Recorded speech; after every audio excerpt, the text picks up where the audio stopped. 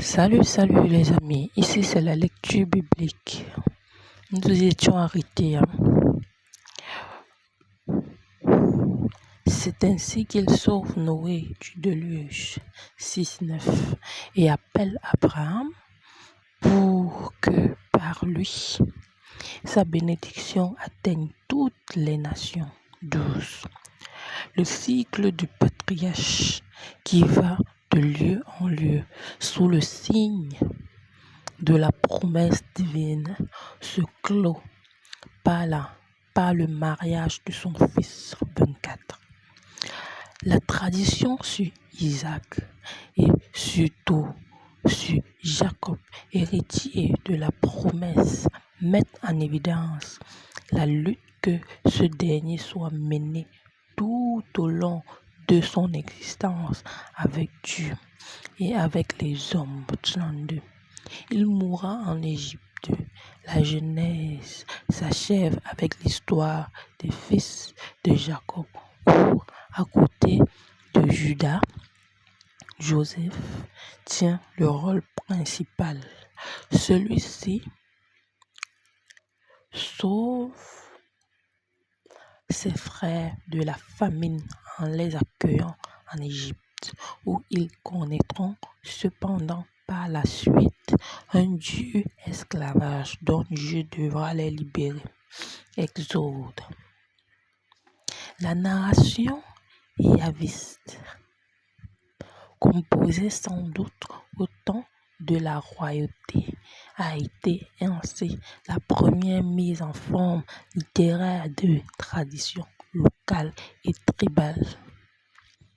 La tradition élochiste, après la rupture de l'unité du peuple de Dieu, en constituerait une deuxième strate dont l'étendue et l'importance sont délicates à discerner. Son ton est en plus sobre et moins optimiste que la précédente. On reconnaît parfois dans cette version l'influence du prophétisme. Abraham, par exemple, est salué comme prophète. 2.7. Sa foi est mise à l'épreuve selon le célèbre chapitre 22. La chute douloureuse de Jérusalem en 587 avant Jésus-Christ exigea une nouvelle version de la geste patriarcale. Ce fut l'œuvre de prêtres exilés en Mésopotamie. La tradition sacerdotale, au ton généralement abstrait, s'intéresse aux aspects cultuels et législatifs de l'œuvre divine.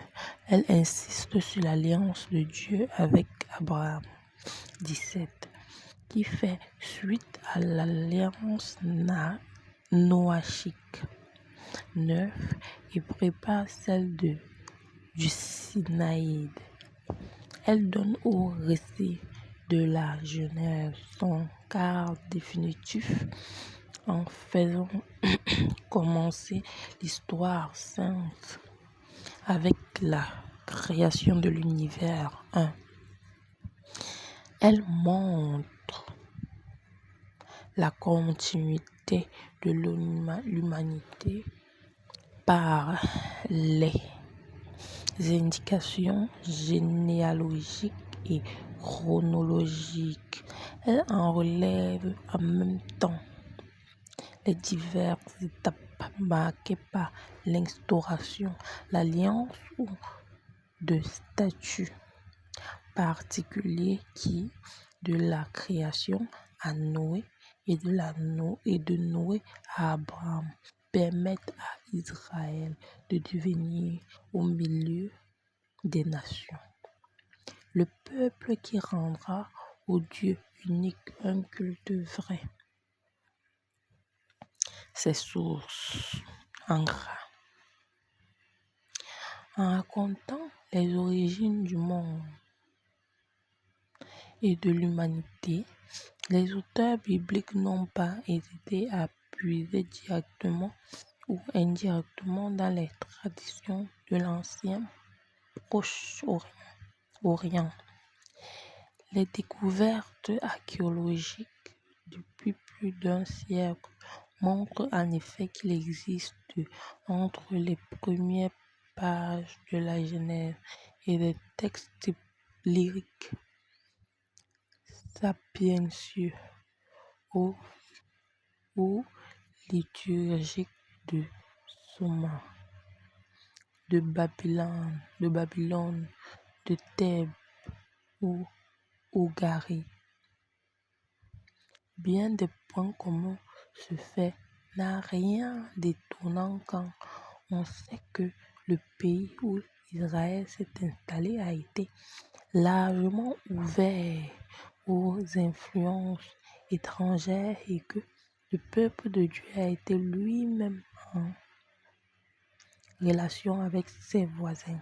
Mais les progrès de l'archéologie relèvent également que les écrivains bibliques responsables des premiers chapitres de la Genèse, loin d'être les serviles imitateurs, ont su retravailler leurs sources et les repenser en fonction des traditions spécifiques de leur peuple, soulignant du même coup d'originalité et de la foi yahviste. Il reste que la comparaison entre le texte biblique et les récits relatifs à l'origine du monde et aux héros de l'Antiquité ne manque pas d'intérêt. On se bornera à signaler, parmi beaucoup d'autres témoins du passé littéraire de l'ancien Proche-Orient, la création par le dieu babylonien Marduk, les aventures de Gilgamesh qui contiennent une version babylonienne du déluge et la fonction religieuse des tours à étages bâties par les cités mésopotamiennes, tours de Babel. Les récits patriarcaux attestent bien qu'il ait été rédigé longtemps après les événements auxquels il se reflète ou vécurent des ancêtres d'Israël. Une fois de plus, les archéologues nous permettent notamment par les découvertes relativement récentes d'Ougarit et de Marie, de connaître à la fois la complexité des traditions patriarcales et leur intégration dans la vie du deuxième millénaire avant l'ère chrétienne. Les mœurs d'Abraham et de ses descendants rappellent celles du clan sémi-nomade, propriétaire de moutons et de chèvres qui circulent le long du croissant fertile. Leurs divers groupes sont en voie de sédentarisation dans le pays de Canaan, qui deviendra la terre de leurs descendants. On va s'arrêter ici.